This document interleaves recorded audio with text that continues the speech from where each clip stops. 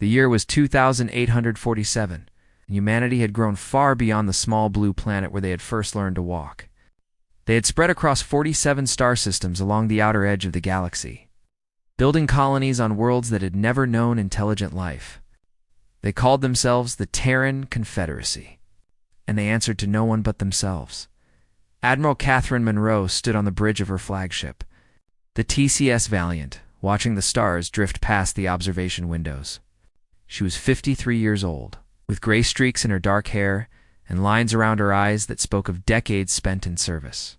Behind her, the bridge crew worked quietly at their stations, monitoring the sensors that watched the border between human space and the territory. Claimed by the Galactic Council, the Council was ancient. 12 species had formed it over 10,000 years ago. Back when humanity was still learning to make fire on Earth, they had built an empire that spanned most of the galaxy, and they believed that gave them the right to control everything within it. For 300 years, ever since humans had discovered faster-than-light travel, the Council had been demanding that humanity submit to their rule. Commander Lucas Grant walked up to stand beside Catherine. He was younger than her by 15 years, tall and broad-shouldered, with a kind of face that inspired confidence in the soldiers under his command. He held a data tablet in his hands, and his expression was troubled. "Another message from the Council," Admiral Lucas said. "They are demanding again that we dismantle our border defenses. They say our expansion is threatening their trade routes, and that we must pay tribute for the systems we have colonized." Catherine took the tablet and read the message slowly. The words were formal and cold, written in the precise language that the Council used for all their official communications. They spoke of humanity as if they were children who had misbehaved, as if the Council had every right to tell them what to do and where to go. "How many times have they sent this same demand?" Catherine asked. "This is the 47th time in the past decade," Lucas replied.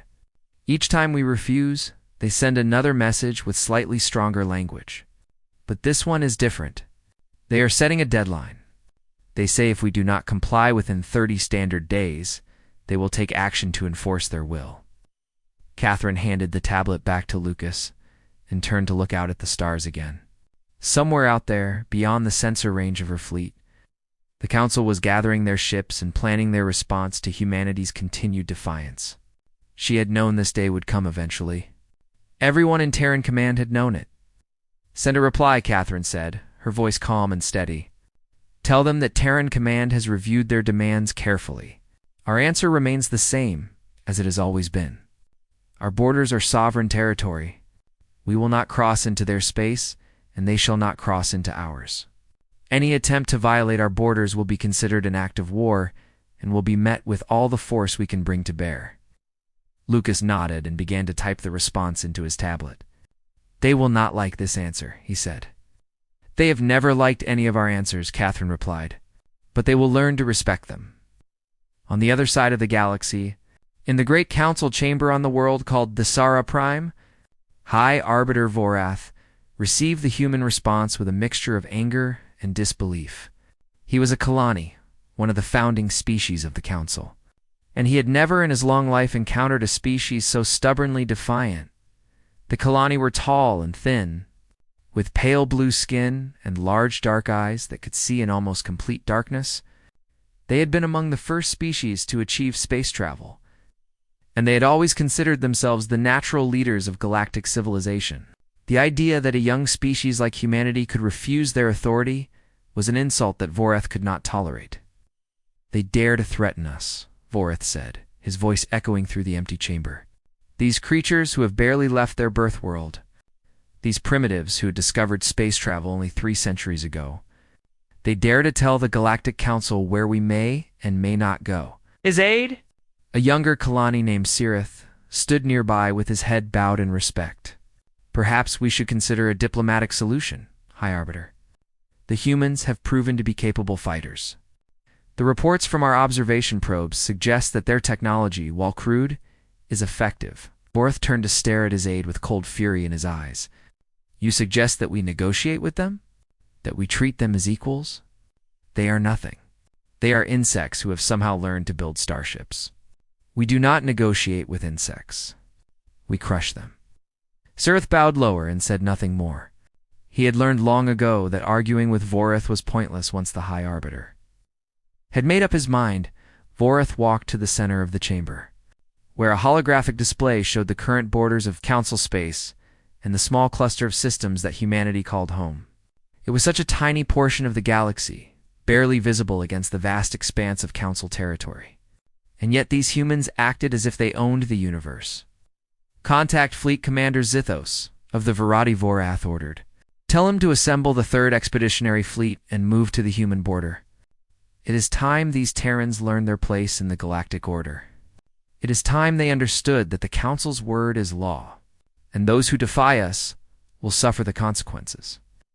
The message went out across the stars, traveling through the network of communication relays that connected Council space. Within hours, ships began to gather at staging points throughout the territory near human space. The 3rd Expeditionary Fleet was one of the Council's most powerful forces. 200 warships crewed by soldiers from a dozen different species, all of them trained to crush any resistance they encountered. Back on the TCS Valiant, Admiral Catherine Monroe received reports of the Council's movements from the network of spy satellites and listening posts that Terran Command had placed along the border. She studied the data carefully, noting the number and types of ships that were gathering, calculating the time it would take them to reach human space. "They are coming," she said to Lucas, who stood beside her as always. "Just as we knew they would." "Our forces are ready," Lucas replied. "Every ship, every station, every soldier knows what is at stake. We will not let them pass." Catherine nodded slowly. She thought about all the people living in the colonies behind her, the families and children who were counting on the fleet to protect them. She thought about the generations of humans who had worked and struggled to build what they had, and she made herself a promise that she would not let their work be destroyed. "Send word to all commands," Catherine ordered. "The Council is coming. Terran Command stands ready to defend our borders. We will show them that humanity does not kneel." The message spread across human space, carried by ships and relays until every colony and every outpost had heard the news. The war that everyone had feared was finally coming, and humanity would face it together. The Council fleet arrived at the border system called Kepler's Gate 3 weeks after High Arbiter Vorath had given the order to move. 200 warships emerged from hyperspace in perfect formation, their weapons already charged and ready for battle. Each ship was massive, built according to designs that had been perfected over thousands of years of galactic warfare. Fleet. Commander Zithos stood on the bridge of his flagship, the Eternal Conquest, and surveyed the space ahead of him. The Virati were a reptilian species with thick scales and sharp teeth, evolved from predators on a harsh desert world. They were known throughout the galaxy as the finest warriors in Council space, and Zithos was the best among them. Through the viewport, he could see the human defenses. A small space station floated near the system's only habitable planet, surrounded by a pitiful collection of ships. Zithos counted them carefully. 40 vessels, none of them larger than a medium cruiser by Council standards. It was almost insulting that the humans thought this force could stop him. "Ow. Open a communication channel," Zithos ordered. "Let us give them the chance to surrender before we destroy them." On the defensive station Watchtower 7, Lieutenant Commander Amy Patterson received the incoming transmission. She was 32 years old, young for her rank, with short brown hair and steady hands that never shook even in moments of danger. She had served on the border for 8 years, watching and waiting for the day when the Council would finally make their move. The message from the Council fleet was simple and direct. Surrender immediately and accept Council authority, or be destroyed. There would be no negotiation, no compromise. The humans had 30 minutes to make their decision. Amy looked around the control room at her crew. Most of them were young, fresh from training academies on Earth and Mars. Many of them had never been in real combat before. She could see the fear in some of their eyes, but she could also see determination. These were her people, and she would not let them down. "All hands to battle stations," Amy announced over the station's communication system. "This is not a drill. Enemy fleet has entered the system and is demanding our surrender. Terran Command does not surrender. Today we show them what humanity is made of." The response from her crew was immediate. Every on? E moved to their positions with speed and purpose. Weapons systems powered up, shields activated. And the 40 ships of the defense fleet began to move into formation around the station. Amy opened a channel to the Council fleet. This is Lieutenant Commander Amy Patterson of Watchtower 7. On behalf of Terran Command, I reject your demand for surrender. These are sovereign human territories. You are not welcome here. Turn back now, or face the consequences. On the Eternal Conquest, Zithos laughed when he heard the response. The sound was harsh and cold, more like a growl than actual amusement. These humans were either very brave or very foolish, perhaps both. They have made their choice, Zithos said. All ships, forward attack formation. Destroy them all. The Council fleet moved forward like a wave of metal and fire. Their weapons began to charge, energy building and massive cannons that could tear through the strongest armor.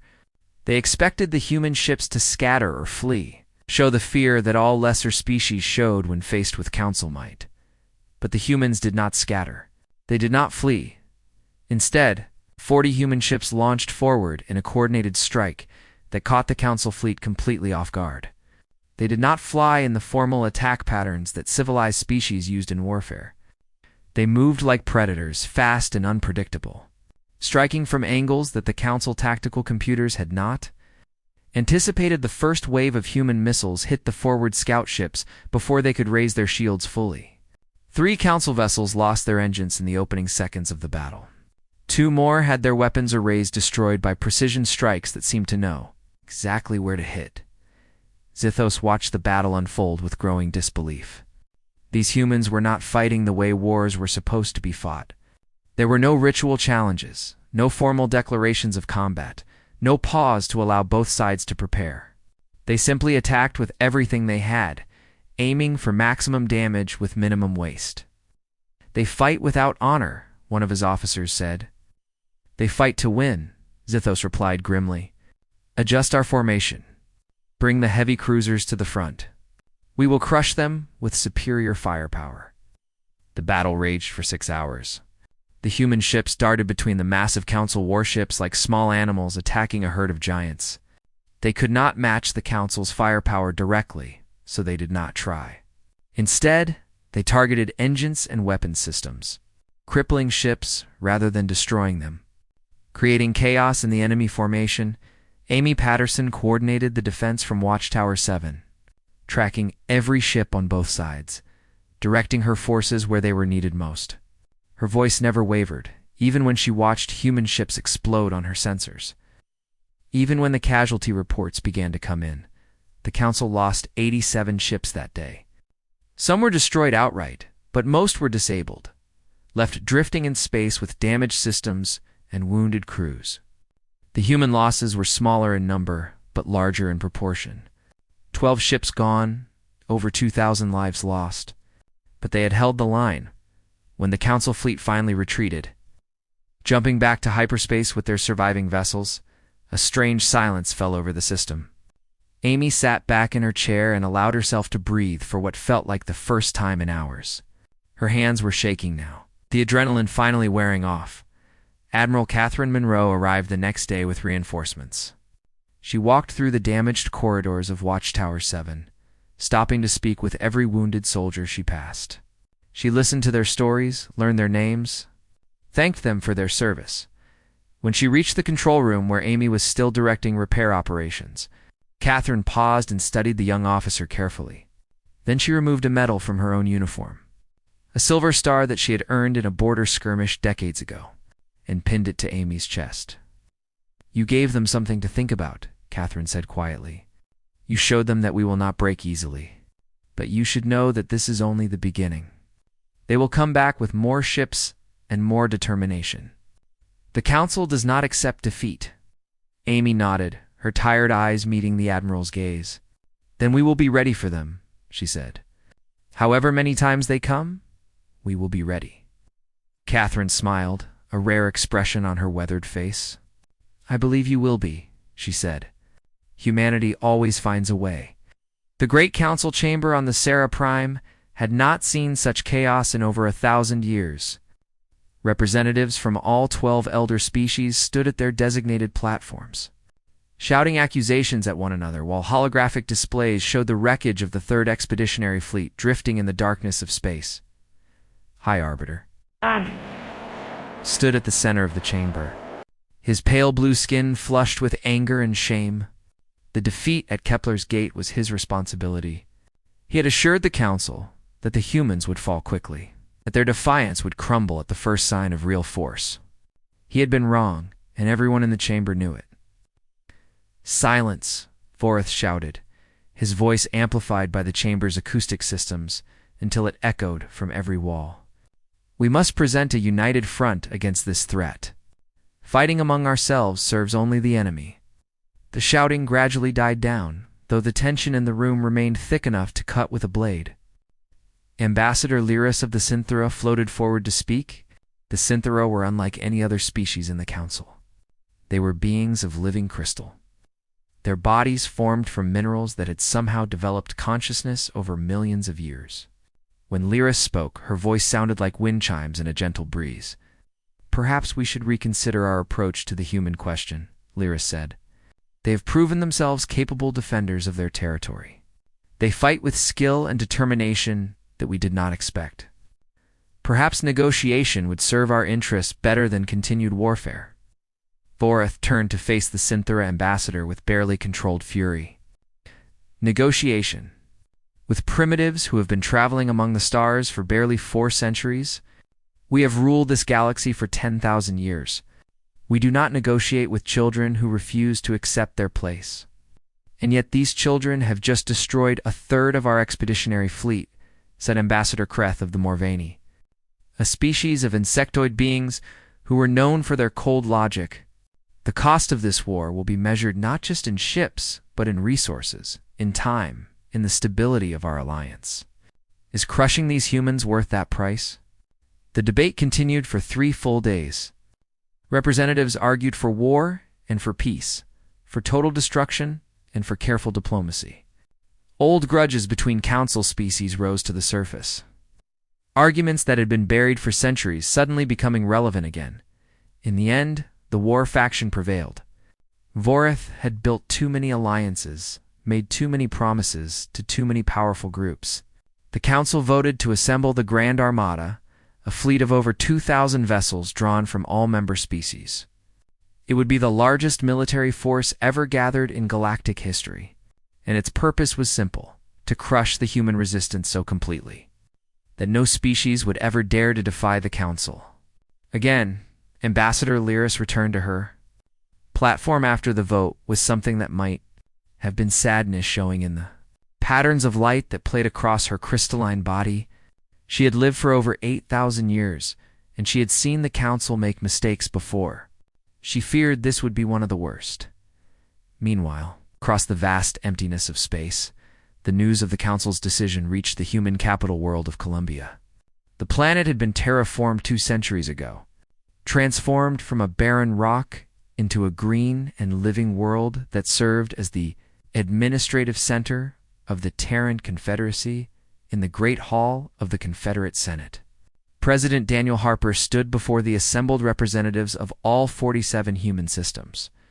He was a tall man in his 60s, with silver hair and eyes that had seen too many difficult decisions. The weight of his office showed in his face, but his voice was strong when he spoke. "The Galactic Council has voted to destroy us," Daniel said, his words carrying to every corner of the vast chamber.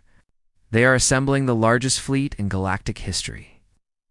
Over 2,000 warships, and they intend to use it to end human independence forever. They believe that we are weak because we are young. They believe that we will break because we are few compared to their vast empire." He paused, letting his words sink into the silence of the chamber. Every senator was watching him, waiting to hear what he would say next. "But they do not understand what makes humanity strong," Daniel continued. "We are not a species that surrenders when the odds are against us. We are not a people who kneel simply because someone with more power demands it. Every generation of humanity has faced impossible challenges, and every generation has found a way to survive and grow stronger." The senators began to murmur among themselves, some nodding in agreement, others looking worried about the path ahead. "I am asking the Senate to authorize total mobilization," Daniel said. "Every shipyard will operate around the clock. Every factory will produce weapons and supplies for our defense. Every citizen who is able to serve will serve, in the fleet or in the support structures that keep our civilization running. We will meet the Council's armada with everything we have." The vote was unanimous. Every senator raised their hand in support of mobilization. Whatever their political differences might be on other matters, they all agreed on this. Humanity would not surrender in the weeks that followed. The Terran Confederacy transformed itself into a war machine.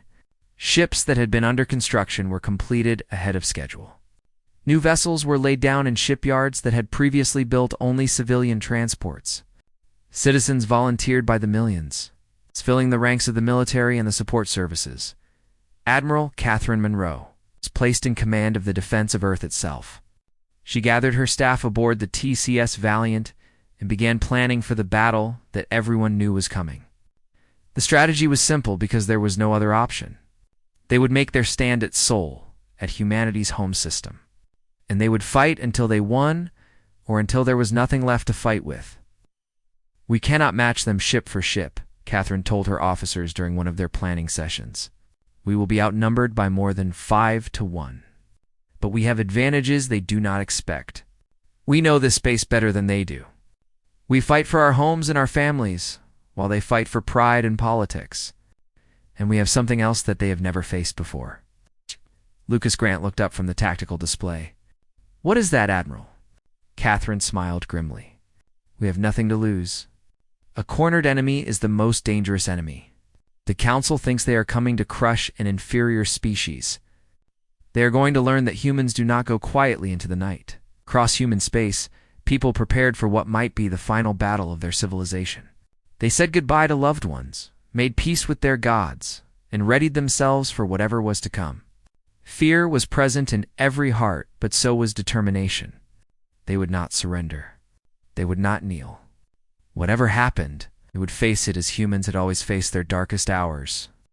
Together, the Grand Armada arrived at the edge of Earth's solar system on a morning in late autumn by Earth's calendar.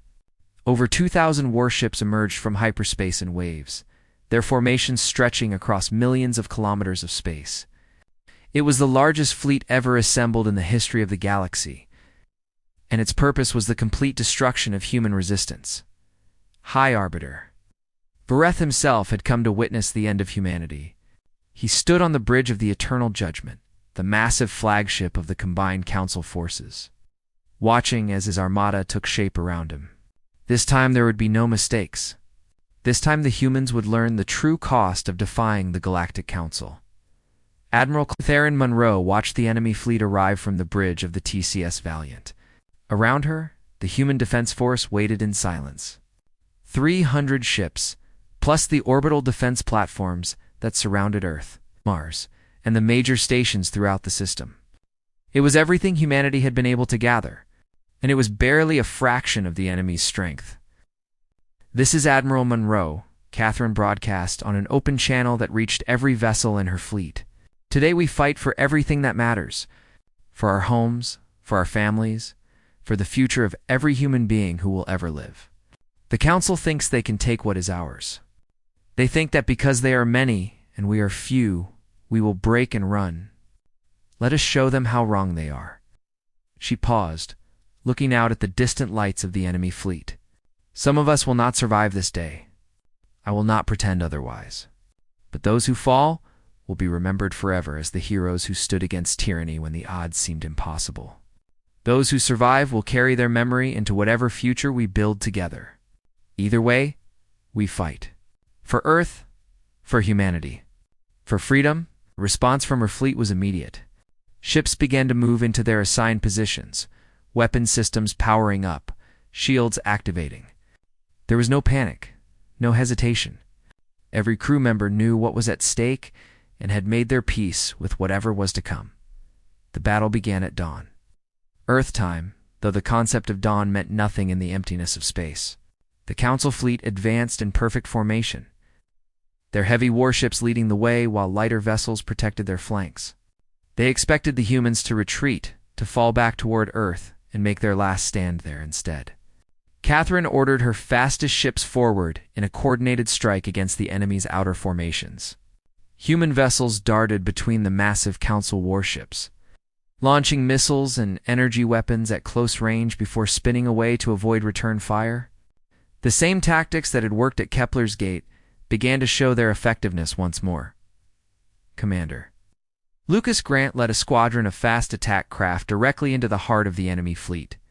His mission was the most dangerous of all, to disable the Council flagship and kill or capture High Arbiter Vorath himself. Everyone knew it was likely a suicide mission, but Lucas had volunteered without hesitation.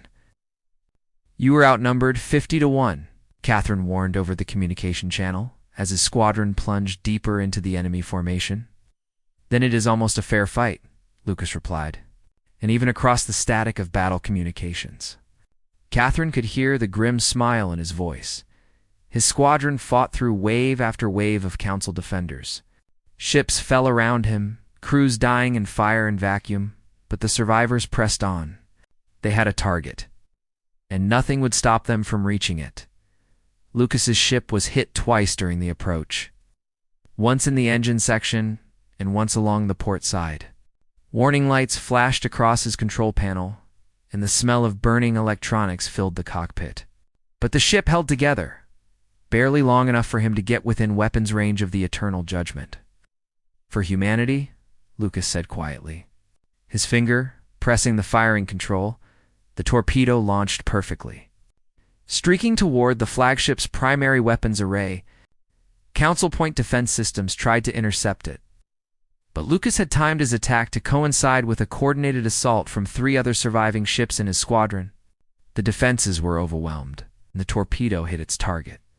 The explosion tore through the Eternal Judgment's main weapon systems, leaving the flagship crippled and vulnerable. On the bridge, High Arbiter Vorath was thrown from his feet as the ship shuddered under the impact. Alarms blared throughout the vessel, and damage reports flooded in from every section. Lucas Grant died moments later when a Council cruiser's weapons finally found his damaged ship. The explosion was brief and bright against the darkness of space, but his mission was complete. The enemy flagship had been wounded. The battle raged for 3 full days. Neither side was willing to retreat, and neither side could achieve a decisive advantage. The humans lost ships steadily, their numbers dwindling as hour after hour passed. But for every human vessel destroyed, they took 3 or 4 Council ships with them. The enemy's superior numbers meant nothing when they could not bring that superiority to bear against opponents who refused to fight fairly. On the 4th day, everything changed. A transmission arrived from the Synthera homeworld. Ambassador Lyris had spent the past weeks convincing her people that this war was a mistake, that the Council was throwing away lives and resources for nothing but pride. The Synthera government had finally agreed. Their fleet, nearly 400 vessels, would withdraw from the battle immediately. Catherine watched on her tactical display. The Synthera ships disengaged from combat and jumped to hyperspace. It was like watching a crack appear in a great dam. Other Council species began to question whether this war was worth the cost. The Morvani withdrew next, then the Kellori. Then half a dozen smaller species who had only joined the Armada because they feared what would happen if they refused. The Grand Armada fractured before Catherine's eyes. Some ships continued to fight, loyal to Vorath and the Kalani leadership. Others retreated in disorder. A few even switched sides, their crews declaring that they would rather stand with the brave humans than continue serving a Council that had led them into this disaster. On the crippled Eternal Judgment, High Arbiter Vorath watched his grand fleet fall apart and knew that he had lost. Not just the battle, but everything. His position, his authority, his species' leadership of the Council, all of it crumbling because he had underestimated a young species that refused to kneel. The surviving Council forces retreated in the end, jumping to hyperspace in scattered groups rather than the organized formation that had arrived. They left behind the wreckage of over 1,000 ships. and the bodies of countless soldiers who had died for a because that had proven hollow. Catherine slumped in her command chair. As the last enemy signatures disappeared from her sensors, around her, the bridge crew sat in exhausted silence. They had won. Against all odds, against everything that logic and reason had said was possible, they had won. The cost had been terrible. Nearly 200 human ships destroyed. Tens of thousands of lives lost. Earth itself had been scarred by weapons fire that had gotten past the defensive lines. The scars would take generations to heal, but humanity still stood, battered, wounded, grieving for the dead, but unbroken. The Galactic Council had sent their mightiest force to crush them, and they had endured. The war ended not with a grand surrender ceremony, but with a quiet acknowledgement of reality. In the months following the Battle of Sol, the Galactic Council that had ruled unchallenged for 10,000 years collapsed into chaos. Species that had been forced to cooperate under Kalani leadership began to break away, forming their own alliances or simply withdrawing from galactic politics entirely. Arbiter Vorith was removed from power by his own people.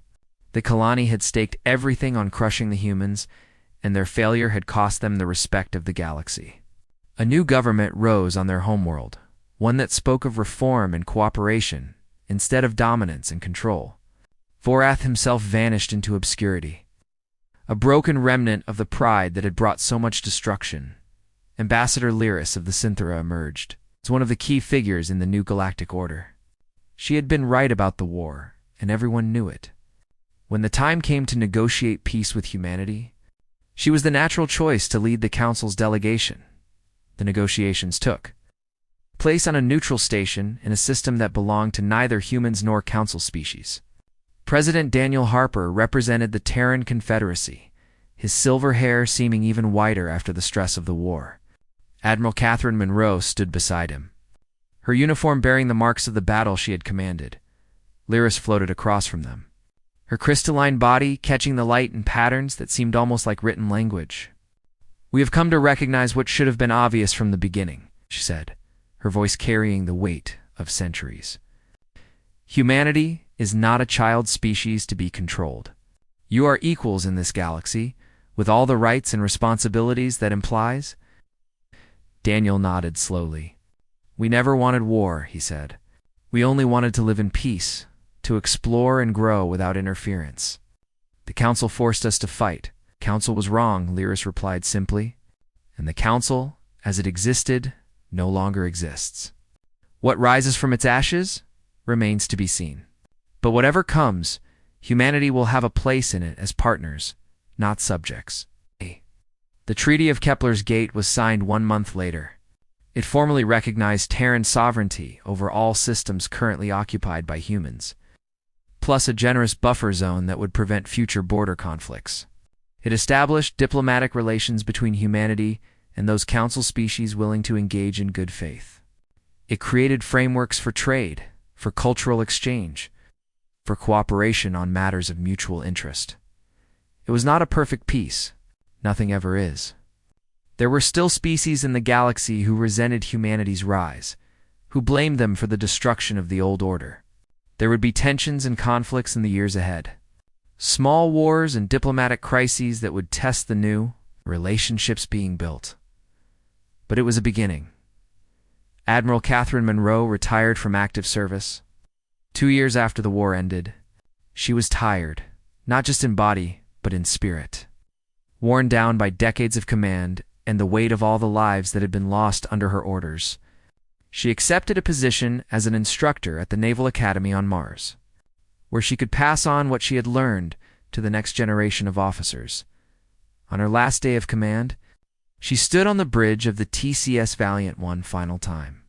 The ship had been repaired and refitted, the scars of battle smoothed over until only someone who knew where to look could see them. But Catherine could see them.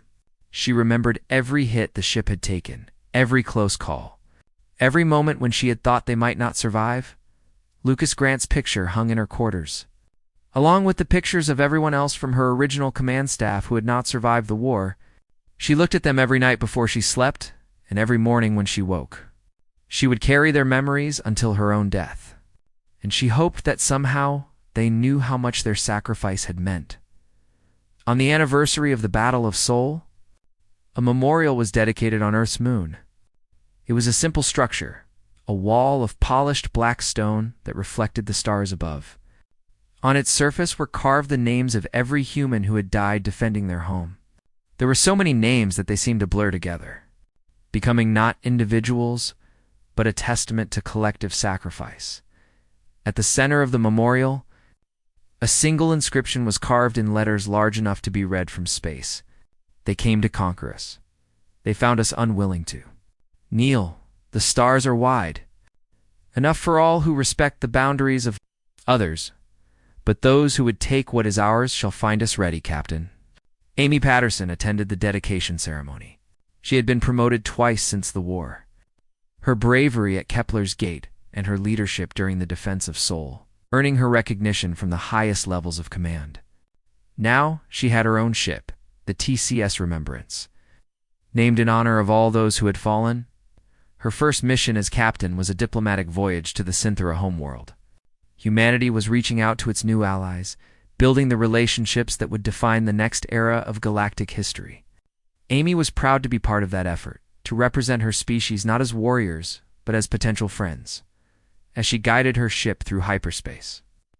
Amy thought about everything that had happened. 3 years ago, she had been a young officer on a border station, watching the Council fleet arrive with terror in her heart. Now she was a captain, commanding a ship that carried humanity's hopes for the future. The galaxy had changed in ways that no one could have predicted.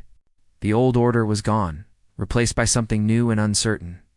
But humanity had found its place among the stars, not through conquest or submission, but through determination and sacrifice. They had been told that they must kneel. They had answered with fire and defiance. And in the end, it was not humanity that had learned to accept its place. It was the galaxy that had learned to respect humanity's right to exist as equals. The story was not over. There would be new challenges ahead, new threats to face, new opportunities to seize. But whatever came, humanity would meet it together, as they always had.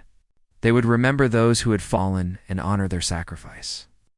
By building a future worthy of their courage, Terran, man had declared that the Galactic Council would not cross their borders, and the universe had discovered that when humanity made such a declaration, they meant every word.